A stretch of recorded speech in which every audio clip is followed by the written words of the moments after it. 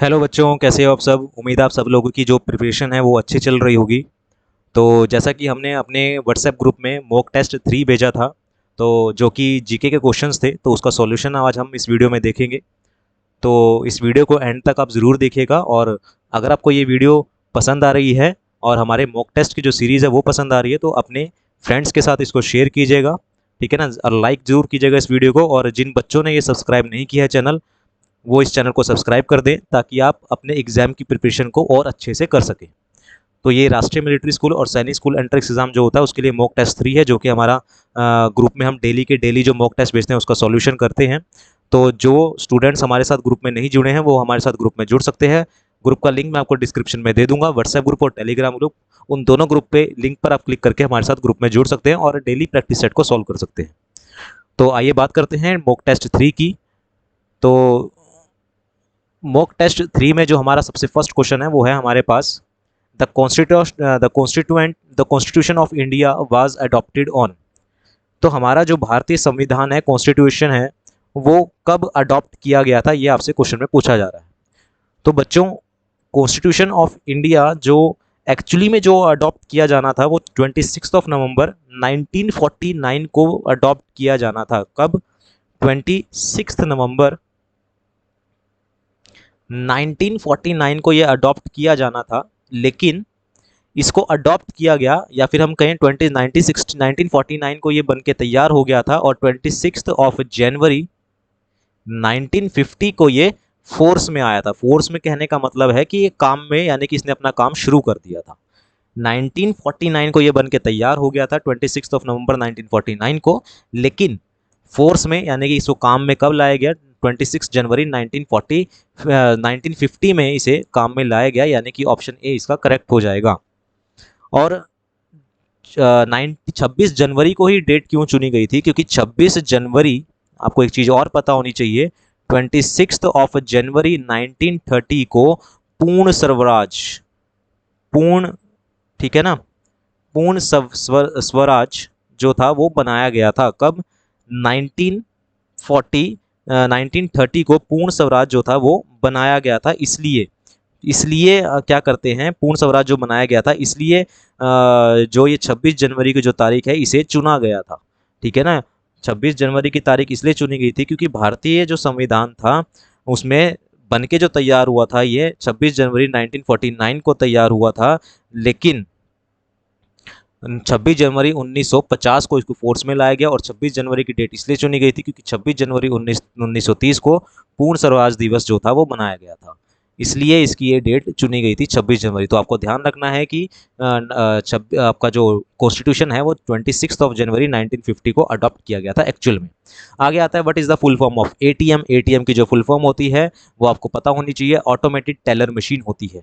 Automated teller machine, जिसमें ATM से आप जो पैसे निकालते हैं, कार्ड अंडर डालते हैं, फिर अपना पिन कोड डालते हैं, देन हमारे पास जो जितने भी अमाउंट हम फिल करते हैं उतने पैसे हमारे पास आ जाते हैं बाहर। तो उस मशीन को जो कहते हैं एटीएम कहते हैं। और एटीएम की जो फुल फॉर्म होती है वो होती है ऑटोमेटेड टेलर मशीन होती है।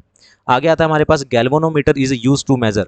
जो हमारे पास गैल्वेनोमीटर जो इंस्ट्रूमेंट होता है वो किस लिए किसको मेजर करने के काम आता है? तो गैल्वेनोमीटर जो मीटर होता है वो इलेक्ट्रिकल करंट को मेजर करने के काम आता है। ऑप्शन सी इसका आंसर हो जाएगा।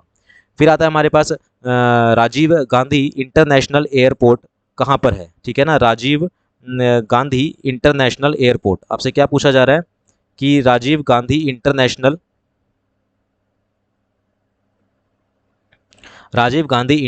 एयरपोर्ट ये कहाँ पर है? तो राजीव गांधी इंटरनेशनल जो एयरपोर्ट है वो हैदराबाद में है। ऑप्शन सी इसका करेक्ट हो जाएगा। ऑप्शन फोर्थ का हो जाएगा हैदराबाद। हैदराबाद किसकी राजधानी है? तेलंगाना की। हैदराबाद किसकी राजधानी है? तेलंगाना की राजधानी है क्या? हैदराबाद। ठीक है, तो राजीव गांधी इंटरनेशनल एयरपोर्ट कहाँ पर है? वो हैदराबाद में। Which city is called the Manchester of India? तो मैनचेस्टर जो ऑफ इंडिया है वो कहा जाता है किसको? अहमदाबाद को। ये क्वेश्चन हमने अपनी क्लास में किया है। तो Ahmedabad is called the Manchester of India. इसे मैनचेस्टर ऑफ इंडिया इसलिए बोला जाता है क्योंकि ग्रेट ब्रिटेन, जो आपका ग्रेट ब्रिटेन है, वहाँ पर एक सिटी का नाम है मैनचेस्टर। वहाँ पर एक सिटी का नाम है मैनचेस्टर। आपके एक ग्रेट ब्रिटेन में का जो ग्रेट ब्रिटेन है वहाँ पर एक सिटी का नाम है क्या? मैनचेस्टर। वहाँ पर एक सिटी का नाम है। उस सिटी के नाम पे, ठीक है ना, उस सिटी के नाम पे ये जो अहमदाबाद जो है वो मैनचेस्टर ऑफ इंडिया जो है वो बोला जाता है। वो इसलिए बोला जाता है क्योंकि वहाँ पर एक टेक्सटाइल इंडस्ट्री है मैनचेस्टर में, कॉटन की, ठीक है ना। तो उस कॉटन की जो टेक्सटाइल इंडस्ट्री है उसके नाम पर ही इसका नाम रखा गया है क्या, मैनचेस्टर ऑफ इंडिया, ठीक है। और अहमदाबाद कहाँ पड़ता है, अहमदाबाद है कहाँ पर, अहमदाबाद है आपका गुजरात में। ध्यान रखिएगा, इसे भी आपके पास एक क्वेश्चन आ सकता है कि अहमदाबाद कहाँ पर है, कहाँ पर सिचुएटेड है, अहमदाबाद कहाँ पर है, आपका गुजरात में है, ठीक है ना। और जो ये आपका जो अहमदाबाद है ये कौन सी सिटी, या फिर मैं आपसे पूछूं कि अहमदाबाद किस नदी के किनारे है, ये भी आपसे क्वेश्चन में पूछा जा सकता है। तो जो अहमदाबाद है वो आपका किस नदी के किनारे है, तो ये है आपका साबरमती रिवर के किनारे। साबरमती जो रिवर है उसके किनारे क्या है आपका, ये अहमदाबाद सिचुएटेड है, ठीक है। आगे बढ़े नेक्स्ट क्वेश्चन पे। नेक्स्ट क्वेश्चन है आपके पास, how many days the battle of Kurukshetra was fought. तो कह रहा है कि जो कुरुक्षेत्र का जो युद्ध हुआ था, ठीक है, जो कुरुक्षेत्र में हुआ था, बैटल ऑफ कुरुक्षेत्र, जो कि कौरवों और पांडवों के बीच हुआ था, वो कितने दिन चला था। तो गाइस बच्चों वो चला था 18 दिन। 18 दिन वो युद्ध चला था, कौरवों और पांडवों के बीच जो युद्ध हुआ था कुरुक्षेत्र का। ऐसा बोला जाता है कि अभी भी कुरुक्षेत्र में वहाँ की जो मिट्टी है वो अभी भी लाल है, ठीक है ना, क्योंकि वहाँ पर जो खून बहा था उसकी वजह से वो मिट्टी अभी भी, जो हम अगर हम आगे जैसे मिट्टी में डिगिंग करते हैं, गड्ढा खोदते हैं, तो वहाँ पर मिट्टी जो होती है वो लाल निकलती है, ऐसा बोला जाता है। तो जो कुरुक्षेत्र का युद्ध था वो 18 दिन चला था। Main constituents of biogas, biogas आपको पता होगा, जैसे गांव गांव में हम यूज़ करते हैं बायोगैस, गोबर से जो गैस बनाई जाती है बायोगैस बोलते हैं उसे, ठीक है ना। सड़े गले पदार्थों से जो गैस बनाई जाती है उसे बायोगैस कहलाते हैं। तो बायोगैस की जो मेन कॉन्स्टिट्यूएंट है वो होते हैं methane, hydrogen and carbon dioxide. आपको मैं बता दूं कि जहाँ भी आपको बेकार या गंदी बदबू आती है वहाँ पर मीथेन जरूर होती है, ठीक है ना। जहाँ पर भी आपको गंदी बदबू आएगी, ठीक है ना, चाहे वो आप कहीं भी किसी पब्लिक टॉयलेट में चले जाएं या फिर किसी भी गंदी जगह पे जा रहे हैं, तो वहाँ पर एक गंदी सी जो बदबू आती है वो मीथेन होती है। मीथेन, हाइड्रोजन और कार्बन डाइऑक्साइड क्या होते हैं, मेन कॉन्स्टिट्यूएंट होते हैं किसके, बायोगैस के, ठीक है ना। उसके बाद आता है who wrote down the epic Mahabharata while Vyas was narrating. जो वेद व्यास जी थे वो उन्होंने महाभारत को नरेट किया था, बोला था, लेकिन लिखी किसने थी वो आपको बतानी है। तो लिखा किसने था अलग क्वेश्चन होता है, किसने नरेट किया था वो अलग क्वेश्चन होता है। तो नरेट करना मतलब बोलना, बोला किसने था, वो लिखा था बोला था वेद व्यास ने जी, लेकिन लिखी किसने थी, तो वो लिखी थी किसने, गणेश जी ने। गणेश जी ने लिखी थी और वेद व्यास जी ने उसको नरेट किया गया था। Where is the national library of India located. अगर आपसे पूछेगा कि national library of India located कहाँ पर है ये, तो national library of India located है कोलकाता, ठीक है ना। कोलकाता में ये नेशनल लाइब्रेरी ऑफ इंडिया जो है वो लोकेटेड है, कहाँ पर, कोलकाता में। और कोलकाता की जो किसकी राजधानी है, Kolkata is the capital of किसकी, वेस्ट बंगाल। बंगाल की राजधानी है किसकी, कोलकाता। कोलकाता किसकी राजधानी है, कैपिटल है, तो है वेस्ट बंगाल। वेस्ट बंगाल की ये कैपिटल है कोलकाता। फिर आता है हमारे पास second largest ocean of the world. World का सेकंड लार्जेस्ट ओशियन कौन सा है, तो वर्ल्ड का जो सेकंड लार्जेस्ट ओशियन है वो है Atlantic ocean. Atlantic ocean is the second largest ocean of the world. और अगर आपसे क्वेश्चन में पूछ लिया जाए कि लार्जेस्ट ओशियन कौन सा है, तो गाइज आपको पता होना चाहिए जो लार्जेस्ट ओशियन है वो है आपके पास पैसिफिक ओशियन। लार्जेस्ट जो ओशन है वो कौन सा है, Pacific ocean is the largest ocean of the world. और अगर आपसे पूछ लिया जाए कि सेकंड लार्जेस्ट ओशन कौन सा है, तो वो है आपके पास अटलांटिक। लार्जेस्ट पूछेगा तो वो पैसिफिक है, ठीक है गाइज।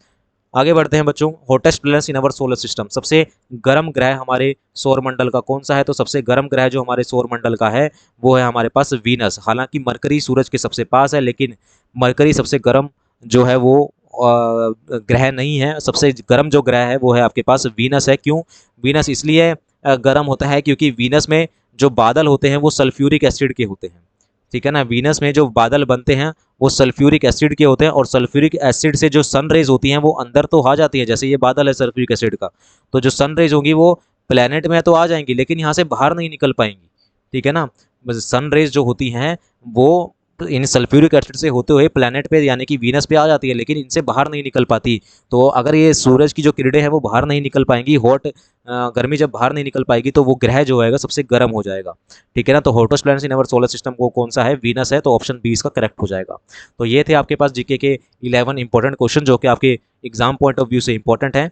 और अगर आप किसी भी सैनिक स्कूल या फिर आरएमएस एग्ज़ाम की प्रिपरेशन करना चाहते हैं या कर रहे हैं और अच्छे से प्रिपरेशन करना चाहते हैं, तो आप हमारे नीचे दिए गए नंबर 9996858323 पर कांटेक्ट कर सकते हैं और आप हमारे साथ क्लासेस में जुड़ सकते हैं और अपनी प्रिपरेशन को और बेहतर बना सकते हैं। और मैंने डेली के डेली हम मॉक टेस्ट अपने ग्रुप में डालते हैं, तो आप हमारे साथ ग्रुप में जुड़ सकते हैं। दोनों ग्रुप्स का लिंक मैं आपको डिस्क्रिप्शन में दे दूंगा। उस लिंक पर क्लिक करके आप हमारे साथ ग्रुप में जुड़ सकते हैं और अपनी प्रिपरेशन को और अच्छा और बेहतर बना सकते हैं। तो ये थे हमारे पास जीके के मॉक टेस्ट 3 11 इंपॉर्टेंट क्वेश्चंस। उम्मीद है आपको कोई वीडियो पसंद आई होगी बच्चों, और अगर आपको ये वीडियो पसंद आई है तो इसको लाइक करना मत भूलिएगा, सब्सक्राइब जरूर कीजिएगा हमारे चैनल को इसी तरह की और वीडियोस के लिए। अभी के लिए इतना ही, मिलते हैं नेक्स्ट पार्ट में मॉक टेस्ट 4 में। Thank you very much.